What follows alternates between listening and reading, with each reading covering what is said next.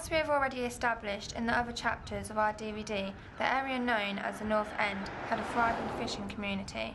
Different families would catch and trade different varieties of fish. The process of fishing was labour-intensive, time-consuming and dangerous.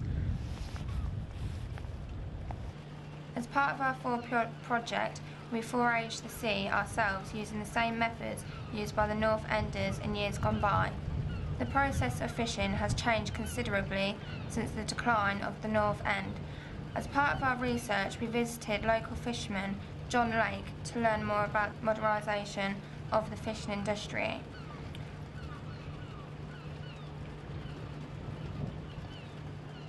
So I'm John Lake. I married into the business through marrying Audrey Lake, whose family go back in generations. Oh, we've been on this site about 35 years.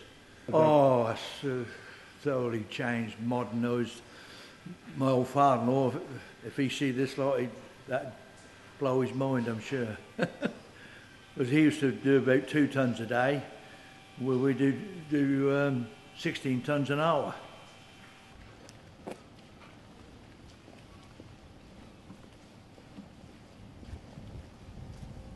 For desanding the cockles, we have salt water come from wells, and then they're put into this hopper, and then they go up into the pre-cleaner. 2 cooking lines there each, and then they go into a deshelling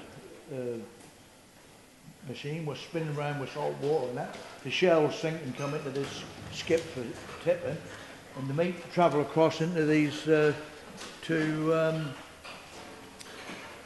bubbling baths, what then wash the cockles with air and water, and it goes through 2 of those, then into processing line at the end, on the belt, and straight into tubs or trays, whichever we want to do.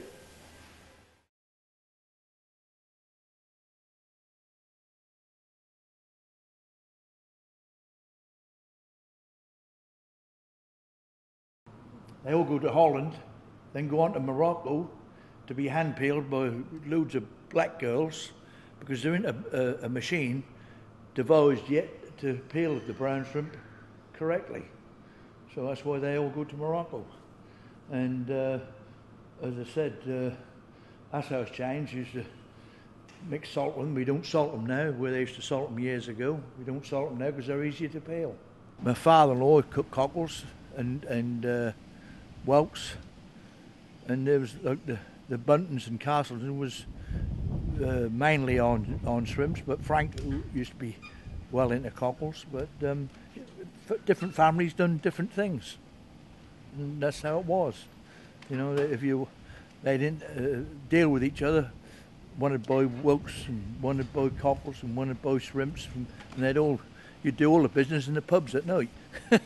That's the excuse to go out for a pint. To find out a bit more about fishing and the North End in the past, we visited Trugyard Museum and asked Dr. Paul Richards, and this is what he said. Well, the working lives were very hard, of course. Remember, until the 1920s, there was no engines on ships. The fishing smacks were sometimes rowed out to the ocean, out to the open water, rowed from here, not far from where we're sitting. They were actually rowed into the ocean, at least a mile or 2 into the water, into the deeper water. Engines came in the 1920s, making life much easier. But before that, they had brown sails, and once the wind was there, they got out and came back. Even on occasions, I think, when the docks were built in the late 19th century, on occasions, fishing boats got tows. You know, they got a rope onto a bigger craft and pulled them out. But the Welkers, Lynn had 26 Welkers. Now, that was the most profitable specialist part of the Lynn fishing fleet. And they had separate owners, and they actually docked in the Alexandra dock to my right, which was constructed in 1869. The Welkers were actually stationed in there. Unfortunately, Lynn lost the Welkers to Wells, because they were nearer to harvest. They were nearer to the harvest of the sea, and gradually that got lost. That was a great pity. But shrimps, of course, a big thing, and some families specialise in that. The fishing boat in Trugyard's yard, the activity, is a typical shrimper.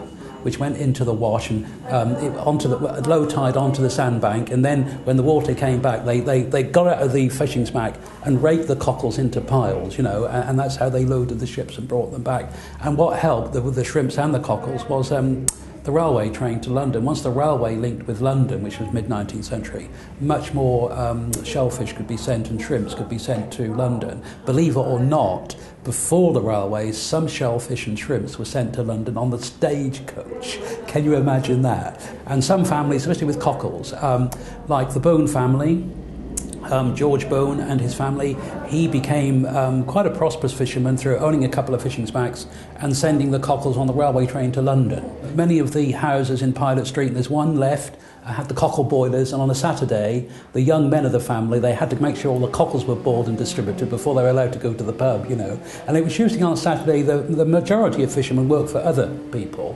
For example, in the early 20th century, there was a family, the Samfer family, who owned fishing smacks, and Frank Castleton, who was first chairman of the trust here, he and his father sailed a fishing smack belonging to this lady called Nora Samfer. And on Saturday morning, Frank or his father went to her shop, fish shop in Norfolk Street, and to get the week's wages. So a lot of fishermen were working for other people.